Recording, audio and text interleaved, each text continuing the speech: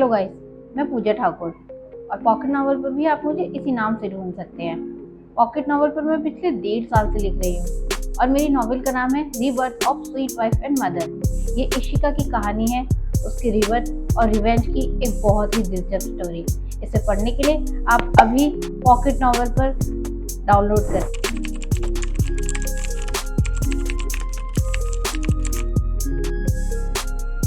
मैं रोज 2 घंटे लिखती हूँ, लेकिन अगर कोई चाहे तो इससे भी कम टाइम लिखकर पॉकेट नॉवल पर एक फुल टाइम ऑथर बन सकता है।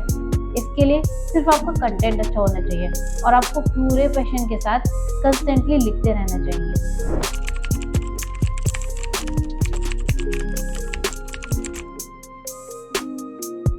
हॉलीडेज के लिए वैसे तो मैं हमेशा ही कुछ चैप्टर एडवांस में सेव करके रखती हूँ, लेकिन कभी कभी कुछ मजबूरियाँ ऐसी भी आ जाती हैं कि हम एक अपलोड का ऑप्शन भी क्लिक नहीं कर पाते हैं। ऐसे में पॉकेट नॉवेल के शेड्यूलिंग फीचर्स की मदद से हम अपने चैप्टर्स को शेड्यूल कर सकते हैं और फिर एक अपलोड करने की भी टेंशन ख़त्म हो जाएगी।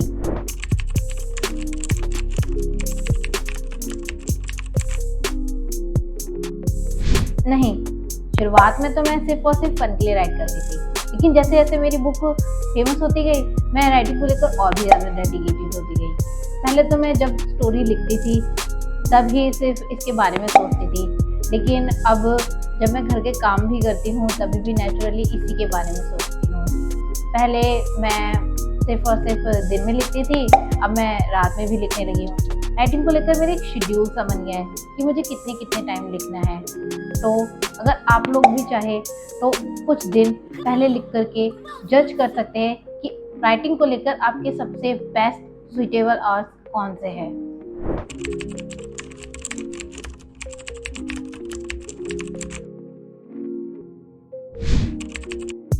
टिप नंबर 1, अपनी राइटिंग स्पीड को ध्यान में रखते हुए एक गोल सेट कर लीजिए कि आप कितने घंटे राइट करने वाले हैं और सिर्फ उतने ही घंटे राइटिंग को दीजिए।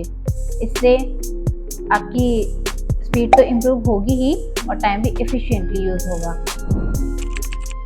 टिप नंबर 2, राइटिंग तभी कीजिए जब आपको एक पीसफुल एनवायरनमेंट मिल सके, ताकि आप किसी भी डिस्ट्रैक्शन की वजह से डिस्टर्ब ना हो पाए। ज़्यादा समय अच्छी राइटिंग को इंश्योर नहीं करता, बल्कि सही समय और सही वातावरण ही आपकी राइटिंग को और निखार सकता है। टिप नंबर 3, कभी भी एक ही बार में राइटिंग मत कीजिए। ब्रेक लेना भी ज़रूरी है, जिससे आपका माइंड भी फ्रेश हो सके और आप और भी ज़्यादा एनर्जी के साथ लिख सकें। टिप नंबर 4, आपके स्कूल, कॉलेजेस या ऑफिस में कभी भी आपको अपनी नॉवेल को लेकर कोई अच्छा सा आइडिया आए तो उसकी हाईलाइट को अपने पास नोट करके रख लीजिए और फिर उसे आप डिटेल में सुकून के साथ लिख सकते हैं। टिप नंबर 5, हर दिन एक नया चैप्टर लिखने से पहले आप कुछ हेडलाइंस नोट करके रख लीजिए कि आपको उस दिन कौन कौन से सीन्स लिखने हैं। इससे लिखते समय आप बिल्कुल भी कंफ्यूज नहीं होंगे और आपकी रफ्तार भी अच्छी रहेगी, क्योंकि आपको पहले से ही पता होगा कि आपको लिखना क्या है। आखिर में मैं पॉकेट नॉवेल को थैंक्स कहना चाहूँगी मुझे इतना अच्छा प्लेटफॉर्म देने के लिए, और मेरे भाई को भी, क्योंकि उसने ही मुझे पॉकेट नॉवेल सजेस्ट किया था। लेकिन सबसे बड़ा थैंक्स मैं अपने प्यारे से रीडर्स को करना चाहूँगी, क्योंकि उनकी सपोर्ट और प्यार की वजह से ही आज मैं आप लोगों के बीच में हूँ।